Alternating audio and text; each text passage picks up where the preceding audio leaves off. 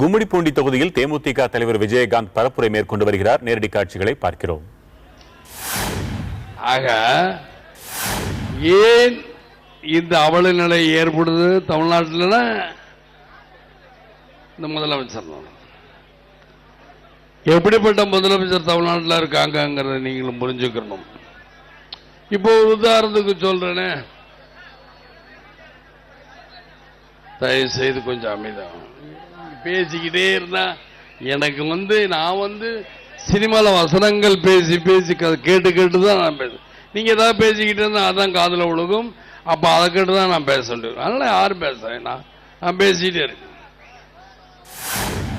அதனால இந்த பக்கம் திரும்பினாலும் இந்த பக்கம் திரும்ப விட மாட்டீங்க, நீங்க இந்த பக்கம் திரும்ப விட மாட்டீங்க. நான் என்ன பண்றது? பாருங்க,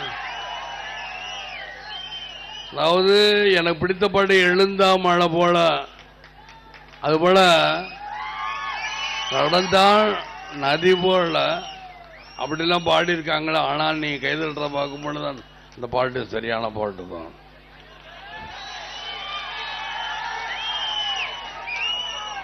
சரி, கிரேனைடு ஊழல் இவ்வளவு தூரம் மேல அவ்வளவு கிளை உழவு இப்படி ரெண்டு பக்கம் கல்ல அடிக்க வச்சிருந்தாங்களே. மகேந்திர பாபுன்னு ஜட்ஜை விடுதலை பண்ணிட்டாங்க. சரி, விடுதலை தான் பண்ணீங்கல்ல. அந்த மகேந்திர பூபதிங்கிற விடுதலை பண்ணிட்டீங்கல்ல. மகேந்திர பூபதி மேல ஆக்ஷன் எடுத்து அந்த ஜட்ஜு சரியில்லைன்னு சொல்லி கவுல், அதாவது உயர்நீதிமன்ற ஜட்ஜு கிட்ட சொல்லி வேலையை விட்டு எடுத்தீங்கல்ல. சரி, தற்காலிக நீக்கம் பண்ணீங்களா? ரைட். அந்த தற்காலிக நீக்கம் எப்படி இருக்கணும்? கவுல் சொல்லி மகேந்திர பூபதி தற்காலிக நீக்கம் பண்ணிருக்கீங்களே.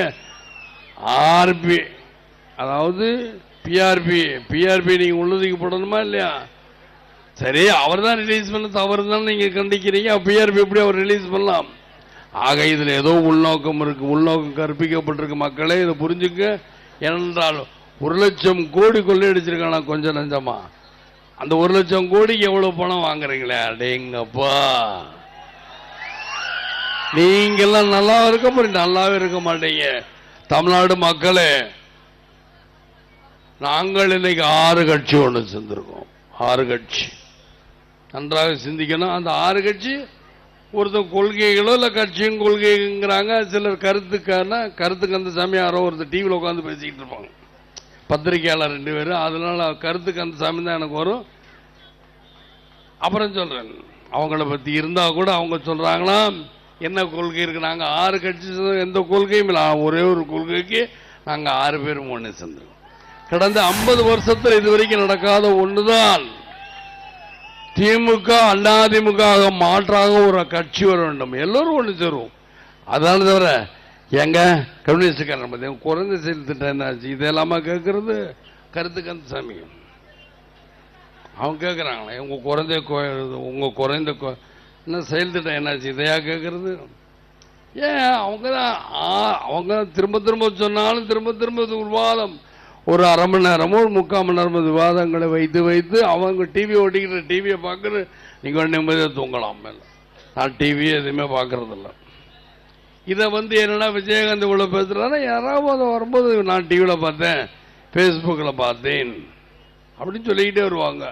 சரி அப்படின்னு கேட்டுக்கிட்டே வரும். இதை கேட்கறத வச்சுதான் பேசுகிறேன். அதனால் அவர்களை கருத்துக்கு அந்த சாமி என்று சொன்னேன். கருத்து தான் சொல்லுவாங்களே தவிர எதுவும் சொல்ல மாட்டான்.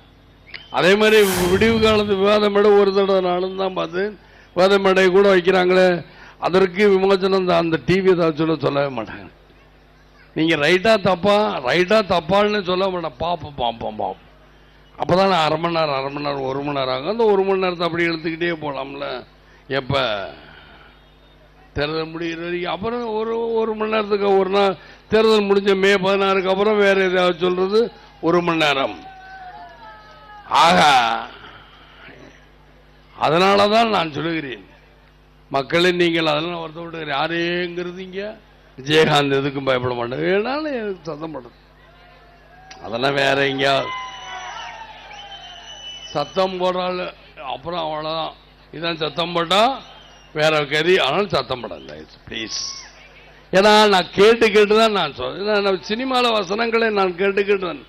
நீங்க கத்துறீங்கன்னா வேற நடவடிக்கை ஆக்ஷன் எடுப்பாங்க. தயவு செய்து வேண்டாம். நம்மளுக்குள்ள நம்ம நண்பர்கள் தான். அதே போல 2 பேரும், அதாவது கலைஞரும் சொல்றாரு, ஜெயலலிதாவும் சொல்றாங்க, இருவரும் படிப்படியாக நாங்கள் வந்து ஆட்சிக்கு வந்தோம். கலைஞர் சொல்ற நாங்கள் ஆட்சிக்கு பூர்ண மதுவிலக்கு முதல் கை எழுதுங்கிறார். சந்தோஷம். 5 முறை நீங்கள் தானே முதலமைச்சர். அப்ப எங்க போனீங்க? அப்பெல்லாம் பூர்ண மதுவிலக்கு நீங்க தானே மதுவிலக்கு கொண்டு வந்தீர்கள். சரி, இவங்க படிப்படியாக எப்போது குறைக்கிறாங்க? இப்பதான் ஏன் படிப்படியாக குறைக்கணும்னு சொல்றாங்க? ஜெயலலிதா ஏன் படிப்படியாக கொள்ளையடிச்சு சொல்லட்டுமா? இல்ல கொள்ளையடிக்கிற அளவு இல்லாமல் நீங்க அவட கொள்ளையடிப்பீங்க மணல்ல.